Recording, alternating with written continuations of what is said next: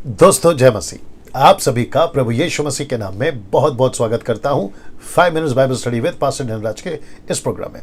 आशा करता हूं आप लोग खैरियत से हैं, सलामत हैं और मेरे यीशु मसीह ने आपको सुरक्षित रखा होगा। दोस्तों मेरे पिछले वीडियोस जो आप लोग देखते हैं, जिसका वचन का खुलासा तो कभी विषय को लेकर मैं बात करता हूं, आप सब उसको सीख रहे हैं, आत्मिक उन्नति कर रहे हैं, यीशु के नज़दीक आ रहे हैं। ना केवल खुद ऐसा कर रहे हैं लेकिन दूसरों को भी आप शेयर कर रहे हैं, फॉरवर्ड कर रहे हैं। और जिसकी मालूमात आप लोग मुझे कभी कभी कुछ लोग देते हैं, उसके लिए मैं सिर्फ और सिर्फ परमेश्वर का धन्यवाद देता हूँ। दोस्तों आज एक विषय पे बात करने जा रहा हूँ। वो विषय यह है कि 2 दिन पहले अपने भारत में एक क्षेत्र में कुछ घटना घटी थी। मसीहों को मारा गया था। कुछ जवान लड़कों को जो प्रभु का वचन का प्रचार कर रहे थे तो उनको पीटा गया है। उसी संदर्भ में या उस विषय पे और उसके साथ वचन को जोड़ते हुए आज आपसे मैं बात करने पर हूँ। इसके लिए बड़े ध्यान से सुनिएगा। अगर आपको ठीक लगता है दूसरों तक पहुँचाइएगा। अगर आप उन लोगों को जानते हैं जिनको 2 दिन पहले प्रभु यीशु मसीह के सुसमाचार के चलते उनको जो है क्लेश का सामना करना पड़ा, अगर उन तक भी पहुँचा सके तो मैं समझता हूँ कि बड़ा अच्छा होगा। क्योंकि मैं कुछ ऐसी बातें रखने जा रहा हूँ जो आपको भी और उनको भी और भविष्य में जब भी मसीह के लिए कोई दुख उठाना होगा, ये वीडियो उनको ज़रूर प्रोत्साहन करेगा, हिम्मत देगा, बूस्ट करेगा वचन के माध्यम से। चलिए 7 स्लाइड्स, बात नहीं करूंगा, सिर्फ दिखाऊंगा और विषय पे डायरेक्ट आ जाएंगे। आइए देखते हैं वो क्या है जी। सबसे पहला ये, उसके बाद में ये आप जब जानते हैं क्या करना है, ओके। उसके बाद में मसीह मंथन बैठक, फिर उसके बाद में ये 4 नंबर, इसका स्क्रीनशॉट आप लोग ले लीजिएगा ताकि आप लोगों को कॉल करने में आसानी हो जाएगी। मिल्क ड्रिंकिंग क्रिश्चियंस, इसके साथ क्या करना है, साथ ही साथ में अधूरे ज्ञान के सेवक, आप सब जानते हैं और चुपचाप से देखने के लिए ये बातें भी आपको समझ में आ गई होगी। चलिए आज का विषय जी। दोस्तों मैंने अभी थोड़ी देर पहले कहा कि 2 दिन पहले या 3 दिन पहले, अगर मैं गलत नहीं हूँ, भारत के एक हिस्से में यीशु के लोगों को जो है हाथ उठाया गया, उनको मारा गया और सड़क पे जो है ये घटना घटी, जिसकी वीडियो मेरे तक भी पहुंची। फेसबुक पे भी अपलोड है, यूट्यूब पे भी क्या कहते हैं, व्हाट्सएप के माध्यम से भी मुझ तक पहुंचा है। तो मैंने सोचा, हालांकि मैं इसी फील्ड में हूं और आप लोग भी कुछ लोग हैं जो अच्छा काम कर रहे हैं प्रभु का, मैंने सोचा कि इसके ऊपर एक वीडियो बनाई जाए और उनको भी जिनको 2 दिन पहले प्रभु के लिए दुख उठाना पड़ा, और साथ ही साथ आप लोग जो भविष्य में किसी ना किसी जरिए से सुसमाचार को जब सुना रहे होंगे तो कहीं ऐसी घटना आप पर बीते गुजरे तो आप लोग पहले से प्रिपेयर रहें, पहले से तैयार रहें, जिसके चलते मैं ये वीडियो बना रहा हूँ। कोशिश करिएगा कि इसको जितना हो सके अपने मसीह भाइयों के बीच में इसको जो है आप लोग वायरल करिए, सर्कुलेट करिए, लोगों तक पहुँचे। वचन ही हमारा सहारा है, ना पुलिस, ना किसी नेता का, ना किसी बड़े आदमी का। हमारा सहारा सिर्फ प्रभु है और वचन है। चलिए आज का विषय है ये वाला। लिखा है, क्या सुसमाचार के लिए मार खाना चाहिए? Question mark. रिपीट करता हूं, क्या सुसमाचार के लिए मार खाना चाहिए? मैं इसके ऊपर अभी बात करने पर हूं, वचन भी दिखाने पर हूं। साथ ही साथ ये जो चित्र आप अभी देख रहे हैं आपके मोबाइल में या स्क्रीन पे, ये पौलुस का समझाने के लिए ये मैंने चित्र डाला है गूगल से, ताकि मैं आपको समझा सकूं। क्योंकि चित्र जो है कभी कभी वचनों को समझने में ज़्यादा मदद करती है। तो ये वह है, तो ये पौलुस है चित्र में, और वचन के माध्यम से मैं आपसे अभी बात करने पर हूं। और वचन है जो कि पौलुस के साथ में एक घटना घटी थी यहाँ पे, प्रेरितों की किताब उसका 14 अध्याय वचन 19 से 22 तक। The book of Acts chapter 14 verse 19 to 22। So क्या घटा था मैं आपको बताने जा रहा हूं। सबसे पहले ये पढ़ते हैं, परंतु कितने यहूदियों ने अंताकिया और इकुनियम से आकर लोगों को अपनी ओर कर लिया और पौलुस को पत्थरवाह किया। वो देख रहे हैं लास्ट में, पौलुस को पत्थरवाह किया। मैंने उसी के चलते ये पोस्ट है, आपको मैंने अभी दिखाया था इमेज, कि पौलुस को लोगों ने सुसमाचार के चलते, यीशु की सेविकाई करने के चलते, यीशु का प्रचार करने के चलते पौलुस को पत्थर से मारा गया। सिर्फ पत्थर से मारकर छोड़ नहीं दिया गया। आइए बताते क्या किया। लिखा है, और मरा समझकर, क्या समझकर? मरा समझकर उसे नगर के बाहर घसीट ले गए। अब उनका गुस्सा देखिए। अच्छा, ये गुस्सा मनुष्य का नहीं है। मैं साथ ही साथ उन लोगों को कहना चाहता हूँ जिनको 2-3 दिन पहले मार पड़ी या फिर यीशु के लिए दुख उठाना पड़ा उनको, जिन लोगों ने आपको पीटा है ना, वो मांस और लहू ने नहीं पीटा आपको। आत्मिक लड़ाई है, जितने लोग अभी सुन रहे बड़े ध्यान से समझिए इस बात को।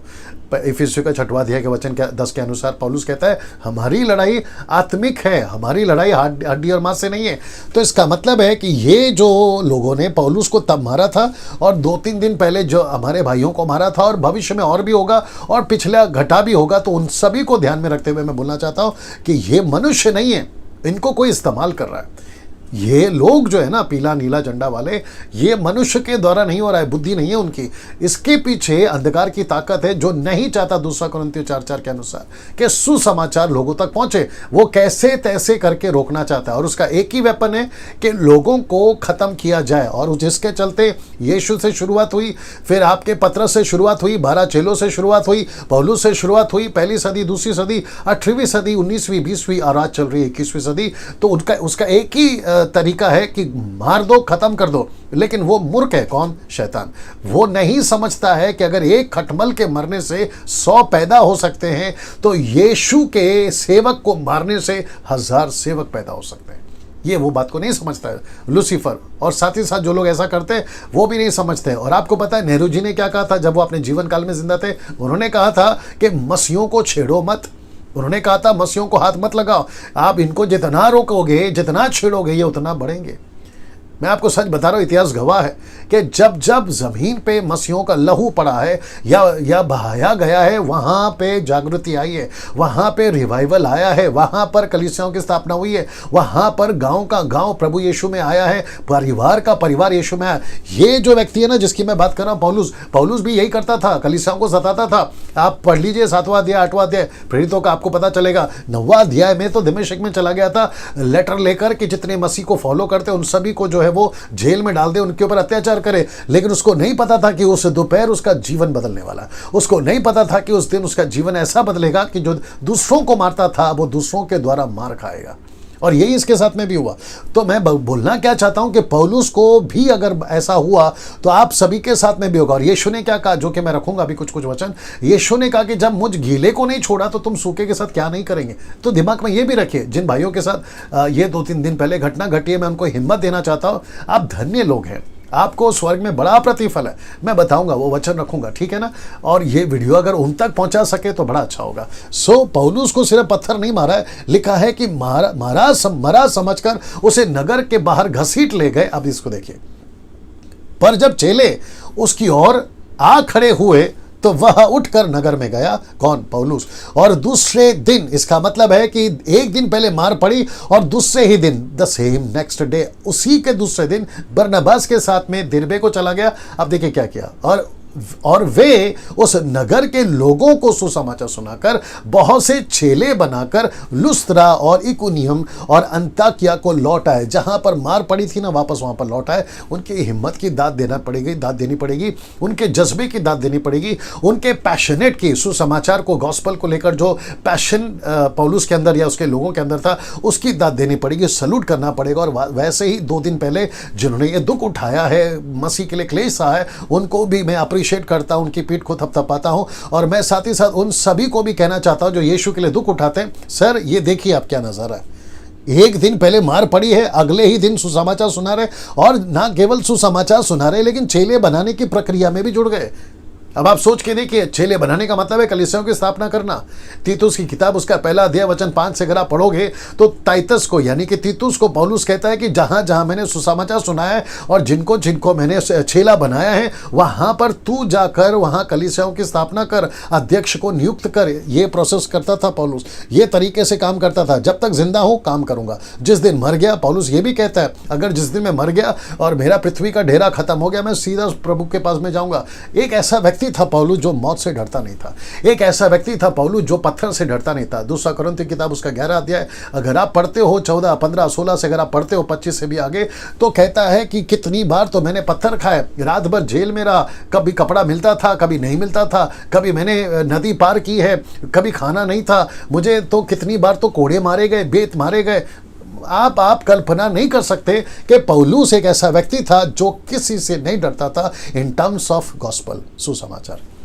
मैं आज की पीढ़ी को, आज के युवाओं को, आज के उन सभीयों को जो 2 दिन पहले घटना घटी, सर किसी का सपोर्ट नहीं लेना, किसी की सिंपैथी नहीं लेना। मैं ये वीडियो क्यों बना रहा हूँ? आपको सिंपैथी देने के लिए नहीं, आपको तसल्ली देने के लिए नहीं, आपको ये कहने के लिए नहीं कि चलो हम लोग हैं। नो, मैं आपको इसलिए वीडियो बना रहा हूँ, ये मैसेज पहुंचा रहा हूँ कि अगर पौलुस सुसमाचार के लिए दुख उठाकर ये लेवल तक सेवा कर सकता है, हमको भी करना होगा। यही तो यीशु मसीह ने कहा ना कि प्रतिदिन अपना क्रूस उठाकर मेरे पीछे चलो, यही तो मतलब है इसका। मैं आपको एक और चीज़ ऐड कर देता हूँ, फिर मैं आऊँगा इसके ऊपर कि वो क्या प्रचार करते थे और क्या उपदेश देते थे ये घटना के बाद में, मैं आपको उसको भी बताऊंगा, ठीक है ना, नीचे अभी आएगा। लेकिन मैं एक और चीज़ ऐड करना चाहता हूँ कि मैं गलत भी हो सकता हूँ लेकिन पहले सुन लीजिए क्या है, ठीक है ना। मुझे ऐसा प्रतीत हो रहा है कुछ 5-6 साल से, क्योंकि 5-6 साल से मैं भारत में बहुत ट्रैवल कर रहा था।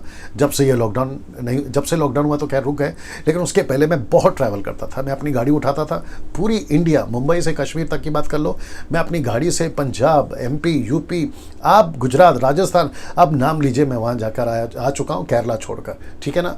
सो ट्रैवल करते वक्त में मुझे ये महसूस हुआ, पास्टरों को लीड करते वक्त में 5-6 साल में, मैं अगर आपको बता दूँ 30 से 35 हज़ार, कैन यू बिलीव, 5-6 साल में, मात्र 5-6 साल में मैं 30 से 35 हज़ार पास्टर्स एंड लीडर्स को तैयार कर चुका हूँ। इसकी वीडियोस यूट्यूब पर होगी, फेसबुक पर होगी, आप लोग देख सकते हैं। मैं ये काम करते हुए आ रहा था, जब से लॉकडाउन हुआ है मैं रुक गया हूँ, और फिर कभी उसके ऊपर बात करेंगे कि मैंने और क्या क्या किया है। लेकिन मुझे एहसास हुआ कि ये पीढ़ी, ये 21वीं सदी की कलीसिया, जिसको मैं मॉडर्न चर्च भी कहता हूँ, मुझे ऐसा प्रतीत हो रहा है कि कुछ लोग अच्छे हैं, लेकिन 90% से भी ज़्यादा लोग डरपोक हो गए हैं। मैं रिपीट करता हूँ, डरपोक हो गए जी दोस्तों और सबसे डेंजर चीज़ मसीहत में यही है। इसलिए तो प्रकाशित वाक्य की किताब उसका 21वां अध्याय में 21 का 7 और 8 अगर आप पढ़ोगे तो वहाँ लिखा है कि डरपोक नरक में जाएंगे। कौन से डरपोक? विश्वासी डरपोक। सबसे पहला नाम डरपोकों का है, कावर्ड्स जिसको इंग्लिश में कहते हैं, ठीक है ना। मैं आप सभी को इस वीडियो के माध्यम से आप सभी को कहना चाहता हूं कि यीशु के लिए कभी नहीं डरना। वो जो भाइयों को मार पड़ी, मैं उनको भी कहना चाहता हूं, अगर ये वीडियो उन तक पहुंच रहा है और अगर वो लोग देख रहे हैं, मैं उनको कहना चाहता हूं कि आपने मार खाया है, प्रेज गॉड, प्रभु आपको आशीष दे, स्वर्ग में आपके लिए बड़ा प्रतिफल है। लेकिन ये घटना के चलते आप में जरा सा मतलब अंश भर भी डर नहीं आना चाहिए। और साथ ही साथ जितने लोगों ने वो वीडियो देखा, व्हाट्सएप पे, फेसबुक पे, जहां कहीं आप लोग अपलोड कर रहे हैं, मैं आप सभी को कहना चाहता हूं कि रत्ती भर भी डर आपके अंदर नहीं आना चाहिए। और साथ ही साथ जो लोग, ये ऐसे लोग वीडियो अगर देख रहे हैं जो मसीहों को सताते हैं, जो प्लानिंग करेंगे कि और भी क्या, अभी तो हम और करेंगे, मैं उन सभी को कहना चाहता हूं कि सर, आप बाहर से मार सकते हो, आप शरीर को मार सकते हो, आप हमको रोक सकते हो, चर्च जला सकते हो, बाइबल फाड़ सकते हो, आप पास्टर को, सेवकों को, हम जैसों को आप मार सकते हो, लेकिन परमेश्वर की सामर्थ को कोई माइके लाल रोक नहीं सकता। ये आपको समझना होगा। मैं रिपीट कर दूं, कोई माइके लाल परमेश्वर के सामर्थ को रोक नहीं सकता। इस पृथ्वी पर इतिहास गवाह है सर, इतिहास गवाह है, चाहिए तो उठाकर देख लीजिएगा, गूगल पे चले जाओ, मसीहों के ऊपर कितना अत्याचार हुआ है, बाइबल को कितनी बार फाड़ा है, जिसने फाड़ा है वो बदल गया, जिसने चर्च जलाया वो बदल गया, जिन्होंने सेवकों को मारा है बाद में वो बदल गया, गांव का गांव, कस्बा का कस्बा, आदिवासी हो, देसी हो, शहरी हो, नेशनल हो, इंटरनेशनल हो, कोई भी हो, राजा हो, रंक हो, कोई भी हो, वो व्यक्ति ने जब भी मसीहों पर अटैक किया है, वो या तो वो खत्म हो गया है या तो वो बदल गया है प्रभु में। ये आपको भी समझना बहुत जरूरी है। और हमको पत्थर से, लकड़ी से, तलवार से, आग से, आप जैसा भी करते हो ना, उससे हमको डर नहीं लगता है, क्योंकि मसीह के लिए, जो मसीह में आ जाता है, वो मसीह के लिए दुनिया की नज़र में मर चुका है दुनिया में, दुनिया की बातों के लिए।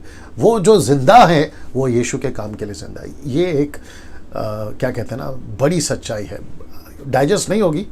आजकल के जो प्रचारक प्रचार कर रहे हैं, मोटिवेशनल प्रीचिंग है, ब्लेसिंग प्रीचिंग है, क्या कहते हैं ना, कई तरीके की प्रीचिंग है, तेल पानी वाला है ना, ऐसे वाले चर्च लोग ये बातों को खैर नहीं समझेंगे। प्रभु उन पर रहम करे, उनको आज नहीं तो कल अक्ल दे, उनको भी समझ में आएगी। लेकिन जो समझ रहे हैं ना अभी मेरी बातों को, वो पक्का समझ रहे होंगे कि मैं क्या बोलना चाह रहा हूँ ना। क्योंकि वीडियो को मैं ज़्यादा लंबा नहीं करूँगा, मैं आपको बता देता हूँ कि जब वो चेले बनाते बनाते, सुसमाचार सुनाते सुनाते, जब वो वापस अंताकिया में लौट आया, जहाँ पर उसको मार पड़ी थी, देखो क्या लिखा है कि चेलों के मन को स्थिर करते रहे। कौन करते रहे? पौलुस और बरनबास क्या बोल के स्थिर करते रहे और उपदेश देते थे। कौन सा टॉपिक था उनका उपदेश का? ये देखिए लाल में, कि हमें बड़े क्लेश उठाकर परमेश्वर के राज्य में प्रवेश करना होगा। Can you believe this? क्या जज्बा है पौलुस का, क्या माइंड सेटअप है पौलुस का। नहीं डरा सर वो किसी से भी। आज तो पुलिस है, आर्मी है, नेवी है, आज तो कानून है, आज तो लॉ एंड ऑर्डर है। अगर कुछ ज़्यादा हो गया तो संविधान है, कॉन्स्टिट्यूशन है हमारे पास में, बगावत करने के लिए बाकी लोग भी हैं। लेकिन जिस दिन जब पौलुस और कलीसिया के टाइम पे चलते थे ना, वहाँ पर ऐसा कोई कॉन्स्टिट्यूशन नहीं था, वहाँ कोई लॉ नहीं था, वहाँ कोई पुलिस आर्मी नहीं थी, वहाँ सिर्फ एक व्यक्ति होता था, राजा। वहाँ एक राज्य चलता था राजा का। राजा ने कह दिया ना कत्ल तो कत्ल, खत्म। पूरी पूरी की पूरी गांव, पूरा का पूरा नगर राजा के एक बात पे खड़ा हो जाता था। ऐसा व्यक्ति पौलुस यहाँ सेवा कर रहा है। आप सोच के देखिए सर, आज के कंपेयर में परमेश्वर का धन्यवाद हो कि आज हमारे पास में गाड़ी है, एसी है, मोबाइल है, इंटरनेट है, न जाने कितनी सुविधाएं। लेकिन ये जज्बा अगर नहीं आया आज के मसीहों में, तो सर हमारा और आपका मसीह होना कोई मतलब नहीं है। हमें वापस अपनी दुनिया में चले जाना चाहिए, मसीह को छोड़कर, और आराम की ज़िंदगी जीना चाहिए। 3 घंटा थिएटर में जाओ, सलमान खान और शाहरुख खान के गाने सुनो, और दारू पियो, पब में जाओ, डिस्को जाओ, आपको जैसा चाहिए वैसा करो और मज़े की ज़िंदगी जियो। लेकिन अगर मसीह में आ गए ना, तो ये स्टेटमेंट याद रखिए कि हमें बड़े क्लेश उठाकर परमेश्वर के राज्य में प्रवेश करना होगा। ऐसा मैसेज इस वीडियो के माध्यम से मैं आपको, जो अभी सुन रहा है, भारत के लोगों को, पाकिस्तानियों को, अफ्रीकन्स को, लंदन में जो लोग देखते हैं, अरब कंट्री में जो लोग देखते हैं, यूके, यूएस से आप लोग, भारत के बाहर जहां से भी देख रहे हैं, और वो जो भाइयों को 2 दिन पहले क्लेश उठाना पड़ा, उन सभी को कहना चाहता है डैनियल राज कि ऐसे दुख उठाकर हमें प्रभु के राज्य में जाना है। आज आपके पास में सब कुछ है, प्रेज गॉड। नौकरी है, प्रेज गॉड। आपको नौकरी की जगह पे कोई तकलीफ नहीं आ रही, प्रेज गॉड। लेकिन याद रखो, बहुत जल्द शुरू हो जाएगा, बहुत जल्द शुरू हो जाएगा। सत्ताओ पक्का आएगा। मैं वापस कहता हूं, क्या मसीहों को सुसमाचार के लिए मार खाना है? जवाब है यस। नाउ आइए देखते हैं यीशु ने क्या कहा, फिर मैं समाप्त करूंगा। लूका की किताब उसका 6वां अध्याय वचन 22 से 23 तक में, the book of Luke chapter 6 verse 22 to 23। धन्य हो तुम, ब्रैकेट वहां पे देख लीजिए, बगल में लिखा है कि धन्य हो तुम। क्यों? जब मनुष्य के पुत्र के कारण लोग तुमसे बैर करेंगे। मनुष्य का पुत्र कौन है? यीशु। तुमसे बैर करेंगे, तुम्हें निकाल देंगे, तुम्हारी निंदा करेंगे और तुम्हारा नाम बुरा जानकर काट देंगे। अब देखो क्या लिखा है, उस दिन आनंदित होकर उछलना। मैं रिपीट करता हूं, क्या लिखा है कि उस दिन आनंदित होकर उछलना, क्योंकि देखो तुम्हारे लिए स्वर्ग में बड़ा प्रतिफल है। उनके बाप दादाएं भविष्यवक्ताओं के साथ भी वैसा ही किया करते थे। ठीक है ना? इसका मतलब है दोस्तों, आपको ये समझना बहुत ज़रूरी है, आपको समझना बहुत ज़रूरी है कि यीशु मसीह कहता है कि उस दिन आनंदित होकर उछलना। Can you believe this? उस दिन आनंदित। किस दिन? तो मैं उन भाइयों को क्या कहना चाहूंगा कि आपको भी जब मार पड़ी है तो आपको क्या करना है? आपको आनंदित होना है। 2 दिन पहले जिनको मार पड़ी ना, कोई कंप्लेंट मत करिए, उनके ऊपर कोई नाराजगी मत रखिए। उनके रिश्तेदारों से मैं कहना चाहूंगा कि सर, आपको किसी प्रकार का कोई भी जो है दुख नहीं उठाना है, क्या कहते हैं, आपको कोई परेशान नहीं होना है। उल्टा आप आनंदित हो जाइए कि प्रभु आपके लिए हमने मार खाई है। Can you believe this? उछलना, ये शब्द मेरे को बड़ा अच्छा लगा, उछलना। जितने लोग अभी मसीह की सेवा कर रहे हैं, अगर ऐसा कोई चीज़ों से आप गुजर रहे हैं, मैं आप सभी को कहना चाहता हूं कि बिल्कुल हिम्मत नहीं हारना, क्योंकि हमारे पीछे वाले लोगों के ऊपर ऐसे ही किया था उन लोगों ने। बिल्कुल निराश नहीं होना ना। दोस्तों, मैं चाहता हूं कि आप इस बात को समझें। ये जो वीडियो मैंने बनाया उन सब तक पहुंचाइए, उन भाइयों तक पहुंचाइए जो 2 दिन पहले यीशु के लिए दुख उठा चुके हैं। कोई चिंता की बात नहीं है, ये तो स्वाभाविक है, ये तो होना ही है ना? ये नेचुरल है। यीशु के पीछे चलना, क्रूस उठाना, एक ही बात है। यीशु के पीछे चलना, दुख उठाना, ये तो कंफर्म है सर। मैं आशा करता हूं कि आप लोग इसको सीखे होंगे, समझे होंगे, और आप दूसरों को, अगर आपको लगता है कि फॉरवर्ड करना है, ज़रूर करिए, ताकि ऐसे वचनों से उनको भी प्रोत्साहन मिले और वो मसीह को छोड़कर संसार में ना चले जाए, क्लेश में डटे रहें। इसलिए तो पौलुस ने कहा, दुख उठाकर हमें प्रभु के राज्य में प्रवेश करना है। इसको नहीं भूलना। अगले वीडियो के साथ फिर मुलाकात होगी। प्रभु आपको आशीष दे। जय मसीह।